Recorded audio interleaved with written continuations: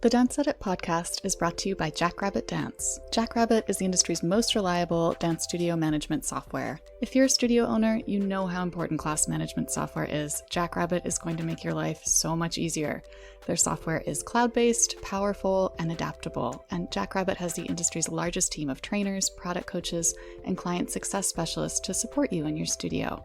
You wouldn't accept less than the best from your students. Don't accept it from your software either. Visit jackrabbitdance.com and use the promo code DANCEMEDIA, all one word, for a free trial.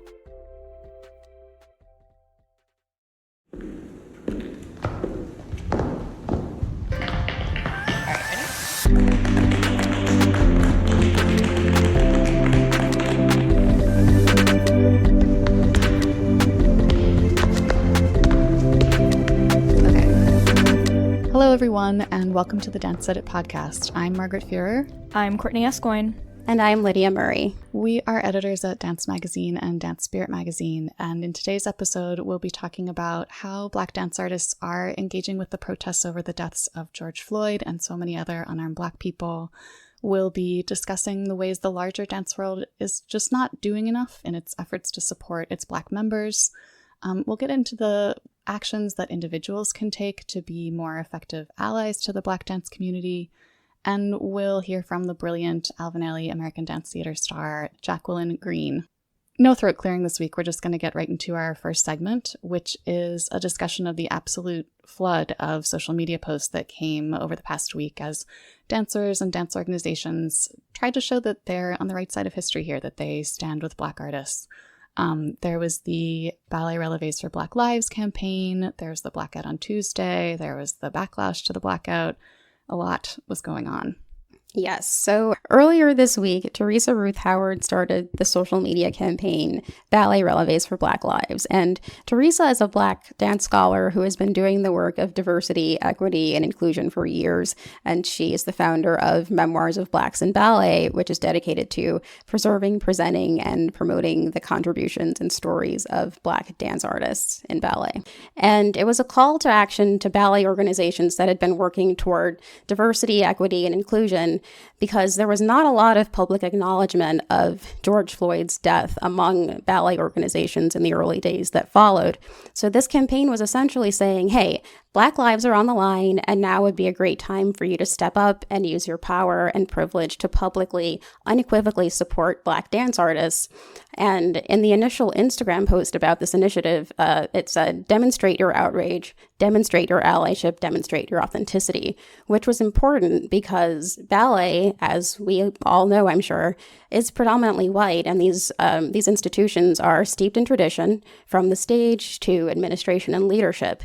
And while a lot of these institutions have made progress in their commitment to DEI work, they can find themselves walking tightropes by needing to please donors and board members and longtime patrons and other stakeholders who might be slower to accept change.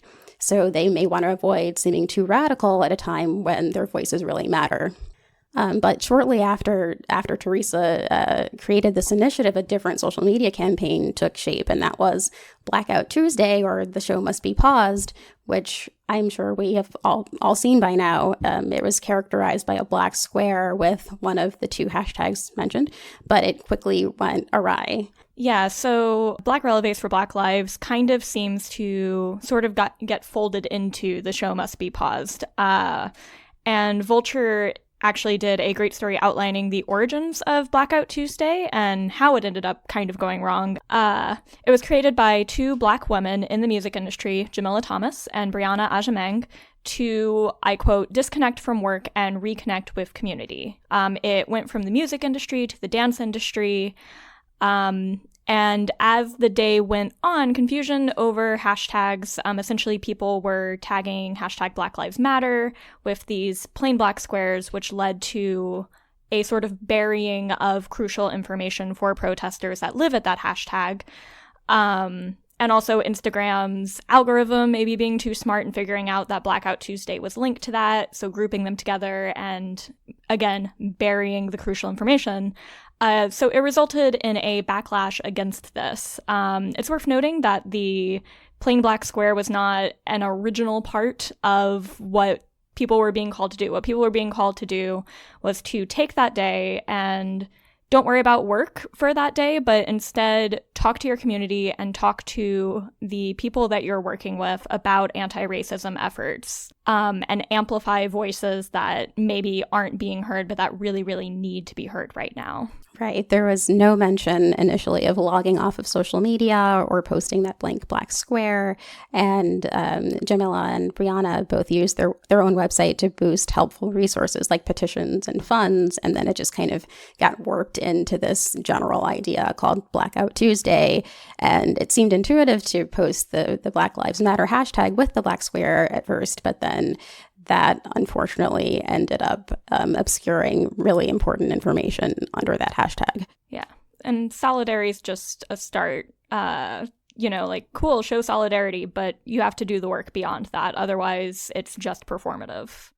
Yes. Yeah. Especially because it seemed like there were a lot of people who did have powerful platforms who were kind of misunderstanding the whole movement. And rather than using those platforms to affect change, they ended up just being absent for a day. So not the original intent. But we don't want this whole conversation and that controversy to obscure a more important point here, which is that many, many Black dancers and Black choreographers and Black dance leaders were posting important and emotional messages on social media. And those messages should be amplified by anyone who has a voice. So we wanted to share a few particularly powerful posts from Black creators. Speaking of using your voice and not just relying on a social media campaign, Nikisha Fogo recently posted a beautiful dance video with the caption, "How do we move forward from this? What is the next step to take?" It is not enough, in my opinion, to just repost hashtag Black Lives Matter and move on with your life. And it goes on, but the message is action actually needs to be taken.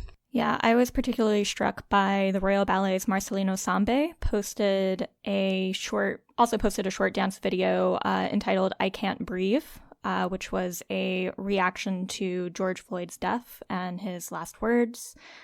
Honestly, I just go watch it. It's beautiful because it's Marcy and he's an incredible dancer, but there's so much in it. It is so beautiful and so heartbreaking. He had a lot to say as well, and I appreciate that he used what he does to help say it. Yeah, we'll link to all of these videos in the episode description in case you'd like to go watch them yourself, and you should. I wanted to call out a video made by two commercial dance industry stars, Twitch boss and his wife, Allison Holker. Twitch is Black, Allison is white. They posted a video first on TikTok, I think, and then on Instagram. It's a check your privilege quiz, essentially, where there's a voiceover that goes through a list of questions pointing out white privilege. So put a finger down if you've been followed in a store unnecessarily. Put a finger down if you've had someone cross the street to avoid you. And Twitch, first 10 questions, all 10 of his fingers were down. Allison, no fingers down. I think she had to put one finger down eventually about having to protect her child who was biracial. It was just a simple, stark, powerful evocation of what white privilege is. I mean, how it functions. So we saw dance companies all over, our magazines included, express support for protesters and for the Black Lives Matter movement on social media. Much of that ultimately rang a little hollow. A lot of white dance organizations claim to be working to implement diversity and equity and inclusion. They put Black dancers front and center in their marketing campaigns. They launch diversity initiatives, and they say that they're mindfully engaged in this kind of work. But when it comes down to it at a moment like this, and especially now, since there are increased financial pressures at play due to COVID-19, many are still failing Black dancers. And so Teresa Ruth Howard, again, she's been such an important voice in this current conversation and also just in the ongoing conversation about race and dance. She's been doing this work for years. Wrote an op-ed for Dance Magazine laying out the ways that white dance organizations need to step up to support Black artists. Yes. And early in this piece, she addressed some recent factors that, as she put it, set the stage for the shift and the unrest that we're seeing now. And for one, the recent news of COVID-19 disproportionately affecting Black people, followed by a rush to reopen the country, had already felt like yet another instance of our long history of Black lives being undervalued. And then we saw the senseless deaths of Ahmaud Arbery and Breonna Taylor, and then the Amy Cooper incident in the Ramble at Central Park, where she called the police on a Black man, emphasizing his Blackness, because she would not put her dog on a leash. Black members of the dance community then, of course, saw George Floyd lose his life, and we identified with that too, because we know that everyday life, as fragile as it is for everyone, feels particularly like Russian roulette when the safeguards from medicine and public health to law enforcement and beyond so often fail to protect the lives of those who look like you. And dance organizations that had taken funding for their DEI work in recent years and expended a lot of time and energy communicating that work were really slow to acknowledge this, the emotional and psychological and physical toll that these current events were taking on their stakeholders. Like, one thing I will say, I think it is telling that today, as opposed to 6 years ago, it's very much seen as, if you don't speak out, this will be harmful to your institution's public image. And I think if you go back not that far in history, that would not have been true. So there has been some progress, but not nearly enough. Yes, it's important to not rely so heavily on your public image and to not be so focused on presenting yourself in a way that makes you seem like you're, in quotes, on the right side of history, that you don't actually do the work yourself and you don't actually take that initiative to show that you care genuinely. Empathy is so important here. And also yesterday, when you all get this podcast, British GQ came out with an interview with Eric Underwood, who's, of course, former soloist at the Royal Ballet. And he points out that it's very difficult, this is a direct quote, to ask people to dismantle a system that they're currently benefiting from.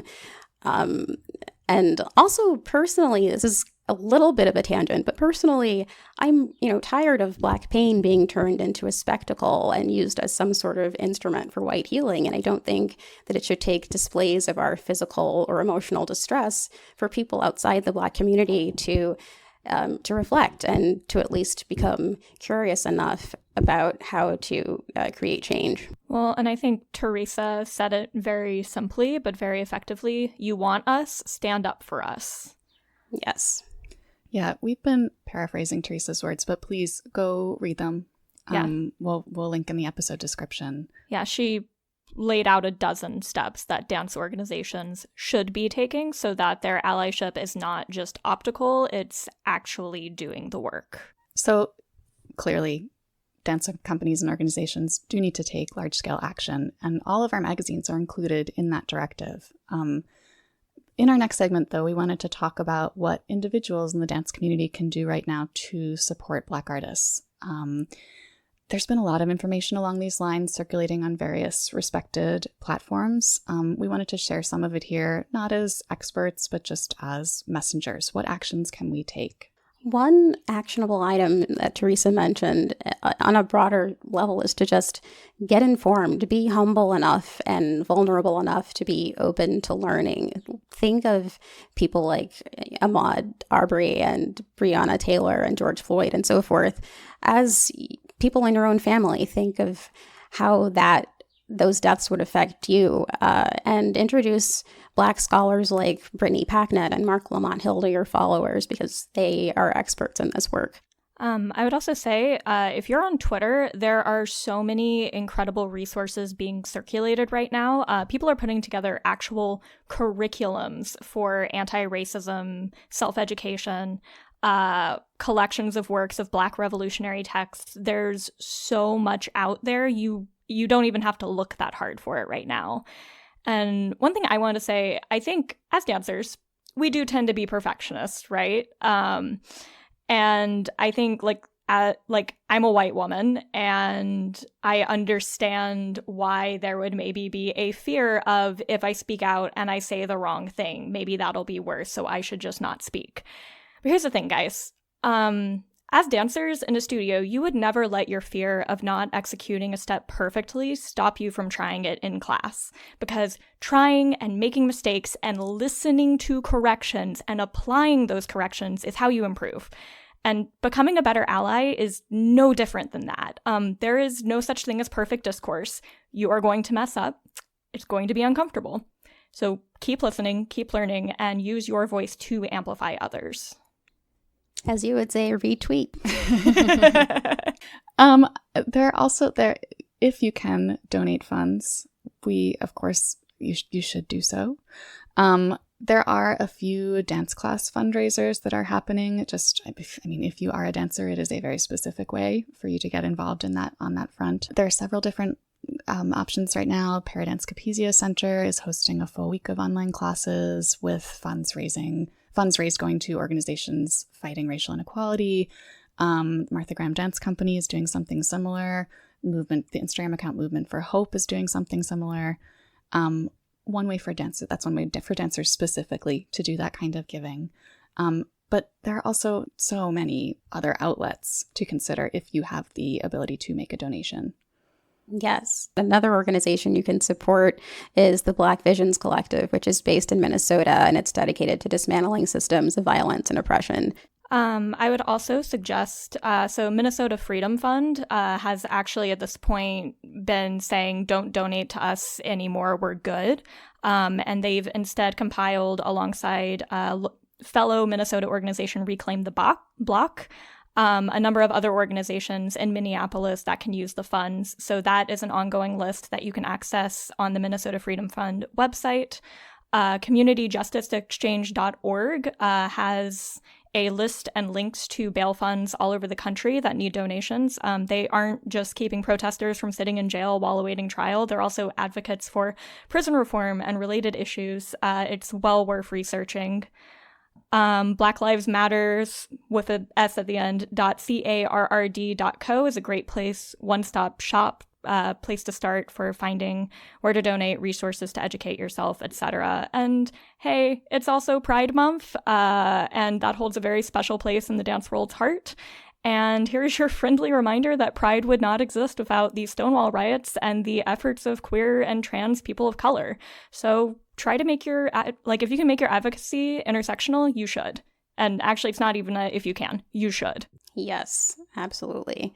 And the NAACP and NAACP Legal Defense Fund are just a couple of other options, as well as Buy from a Black Woman, which helps support Black female business owners. And the Dance Union, led by Jay Bowie and Melanie Green, has been having virtual town halls to dismantle white supremacy and to collectively solve important problems in the dance world. Yeah, you can watch the live stream of their town hall from Monday night on YouTube now. Definitely do that. You should also definitely subscribe to the excellent Dance Union podcast, which regularly gets into these kinds of issues. So now we have the next installment in our Social Dis Dancing with a D series, in which we ask artists from different parts of the dance world to leave us voice memos just describing how they're doing right now. This week we have a message from Ailey's extraordinary Jacqueline Green. We're so glad to have her voice in the podcast. We did just want to note before we play her message that it was recorded on May 24th, one day before the murder of George Floyd. So it's kind of a time capsule, but we still wanted to share her thoughtful words with you all. So here she is. Hello, Dance Edit Podcast. This is Jacqueline Green, principal dancer with the Alvin Ailey American Dance Theater. I was with the company headed to Dallas when coronavirus came and changed everything. We had just landed when we were informed that Dallas and the next few cities on our tour would be canceled. Dallas being only the 10th city on our 21-city tour. Management told us that they would be returning us to New York City to shelter. Well, my fiance was already headed to his family's home in Chicago to get out of the craziness of New York City. So I went there to meet him. And we've been here ever since. To be honest, I've definitely had my moments of sadness and lack of motivation or inspiration. My wedding date was January of 2021, but because of how uncertain everything is, for not just me and my fiance, but for the people we love, we've had to postpone our wedding until 2022. I realized after catching up on lots of sleep, reading, and TV shows that I needed to get active. I started to crave it. You know, when it's your life and your practice to be active daily, you start to crave it when you've had too much downtime. I had to create a schedule.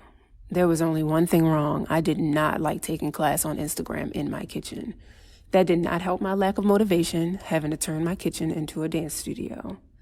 But I realized hearing the names of my friends in the company and hearing from familiar teachers helped. I got motivated to see them and dance with them again. It was a glimmer of inspiration that I needed. I also enjoy contributing to Ailey's Quarantine social media content. Getting dressed up and putting on makeup makes it feel more like a performance. The hardest thing about this is not being with my family. I'm here in Chicago with my fiance's family, and I love them. However, recently, several members of my family contracted COVID-19, and I felt so helpless being so far away. It was scary, and it put things into perspective. We have the privilege to shelter, and just because it seems like you're staying home and doing nothing, you're doing everything. One person getting it could make all the difference, and your world would suddenly be turned upside down. Now, thankfully, all the members of my family have recovered and are doing well, but we still take our precautions a little more seriously than before. The silver lining is that we as humans are tapping back into our humanity and having real desires for personal connections. We are living in crazy, uncertain times right now. Going grocery shopping feels like an episode of The Walking Dead. It honestly feels like someone went back in time and accidentally changed something they weren't supposed to, and now this is our future. Some words of advice. Know that what you feel is real. No reaction to what's happening is too small. Acknowledge it and be proactive about turning it positive and keeping it positive. Do something to feel productive, learn something new, or go be active. These things only have positive outcomes that benefit you. And know we are all in this together. Literally call any of your friends and have that, I know, me too moment. You might be filled from it, or you might end up being the light for someone else. Thank you, Jacqueline, so much for sharing that with us. We wanted to mention that you can actually see Jacqueline tonight, June 4th, on Ailey All Access and Lincoln Center's At Home portal in the streaming of a 2015 performance. It's a fantastic lineup, including Ronald K. Brown's Grace, and then, of course, Ailey's classic Revelations. And then a week from today, she'll be part of the Ailey Spirit Gala broadcast with some innovative digital programming happening. So you can find out more about all of that at alvinailey.org. And by following at Alvin Ailey on Instagram. Also be sure to follow Jacqueline herself at jagreen711 on Instagram too. Thank you everyone for joining us. We will be back next week for more discussion of the news that's moving the dance world. Please keep learning, keep advocating, and keep dancing. Mind how you go, friends. Bye, everyone.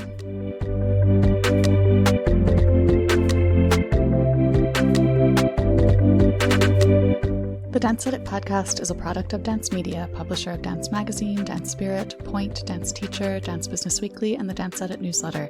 Our hosts are Courtney Escoyne, Margaret Fuhrer, Lydia Murray, and Cadence Neenan. Our music is by Celestine, with special thanks to Broadway Dance Center for helping us record those footfall sounds. Find out more about the Dance Edit and subscribe to our daily newsletter at thedanceedit.com.